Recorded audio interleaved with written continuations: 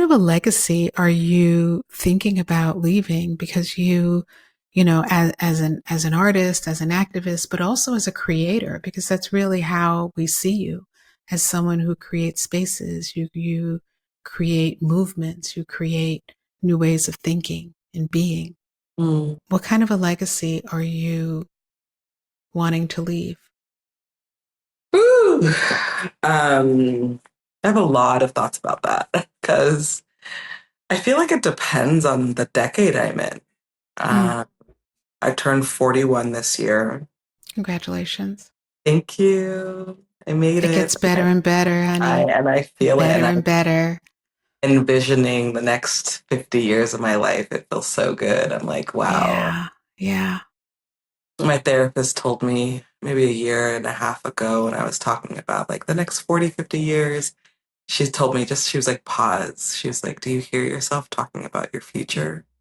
Mm, Like seeing yourself alive, which was a difficult thing for me for a long time, given the work that I do and mm, the death threats and how much people were calling for my death.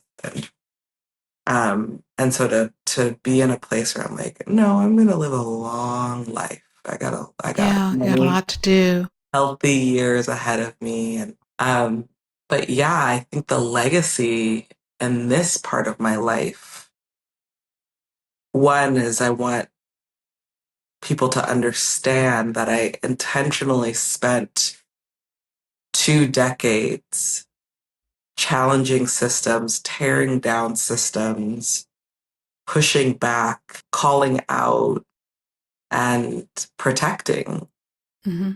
the people who I love the most and are the least protected. And that the next 40 years of my life is really about imagination, Hmm.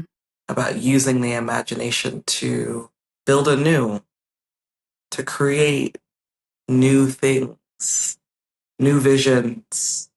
How joyful of a kid I was. Mm. I have an 8-year-old, and we have very similar personalities. That Isn't doesn't it always happen. wonderful? But it's wonderful when it does. We don't Yeah, always exactly. recognize. We I'm don't like, always recognize how much how that works. You know? I've been like, okay, this is me, and like, Yeah. there's so much of me in him, and there's so much joy and excitement and desire for belonging and safety and gentleness and kindness. And we were eating dinner last night and we were sharing a burrito, and he cut this piece in half. I thought he cut it for himself to make the piece smaller, and it got to the time where I was just kind of looking at him like, "Oh, you can eat that piece?" And he was like, "No, it's for you." And I was like, Mm. "No, no, no, you can have it." And he was like, "No, are you sure?" And like literally we went back and forth. And I was like, "Oh my God, that's me."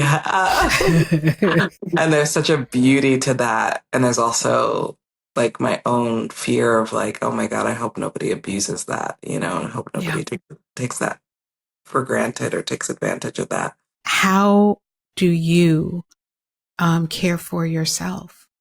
And I know Mm. you mentioned being around community and leaning into the love of your family and community and created family. But what else? How does one take care of themselves when the world is off its axle?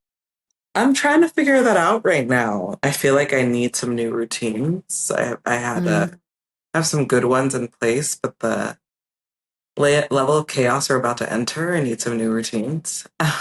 And I'm trying to figure that I'm in real time figuring this out because mm-hmm. I have my kind of set of routines, but I know I'm gonna need more. Like I really want to start a garden. I want to grow food. Mm-hmm. We grow food through our abolitionist pods, but I want to grow food, in my home for my community. I'm like really interested in a kind of mutual aid work that I haven't generally done. I've done a lot of mutual aid work informally, What is mutual aid work? where you are like dropping off food to people who need it, where you're supporting people who may be in a crisis and they're supporting you, or a lot of mutual aid projects popped up during COVID. So like going door to door and just getting hot meals to elders.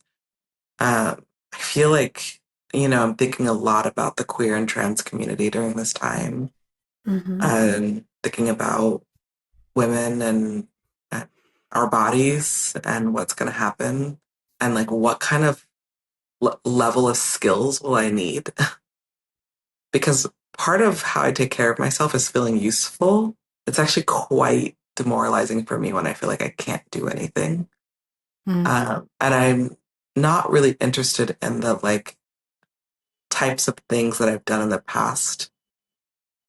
I don't want to be politically engaged in the same way. I did that and spent a lot of time doing that. And I think I did a good job. Mm-hmm. But I am like very hungry for like mutual aid projects, like Mm. supporting people who need to be fed, supporting Yeah. women who may need some sort of access to care. How can we support you? Hmm. Wow. Thank you. How can I be supported? I think the one thing that I have been very adamant about is for people to see me as a full human being, to see me for all the parts of me, Yeah. as a businesswoman, as an entrepreneur, as an artist, as a mom, as someone who's done a lot of healing work, someone who's deeply wounded. There's all these parts of me that I want to be seen. I feel that. Thank That is beautiful. That's you. beautiful to be seen, Yeah, for all that I am. to seen for all that you are. And I think that that is not to be seen for what you've done in the past or Hmm. what people expect, but to be seen in the complexity, the beautiful fabric of who you are and what you are, and how you are. Yeah. That is a wonderful thing. So we started this conversation acknowledging where we are in the world, in this chapter. And for those who are struggling and who are maybe needing some support, um, do you have a few tips that you can share? Absolutely. Thank you. One, find your community, find your team. You're not alone.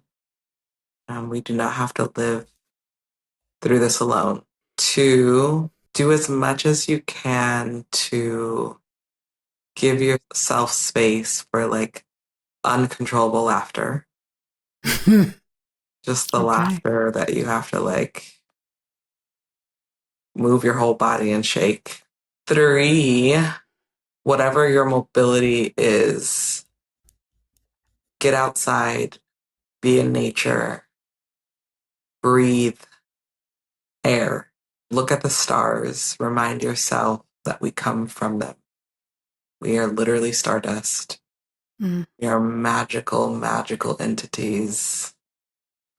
Um, and we get to see the reflection of ourselves every night when we look up. And I think the last one is stay inspired.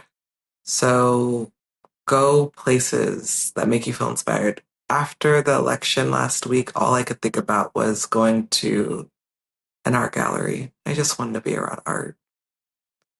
And Noe, we're lucky, Noe Olivas' show was opened up that Saturday at Charlie James Gallery. And I had dreamt about being at this show. Like I was like, oh, my body is like longing for like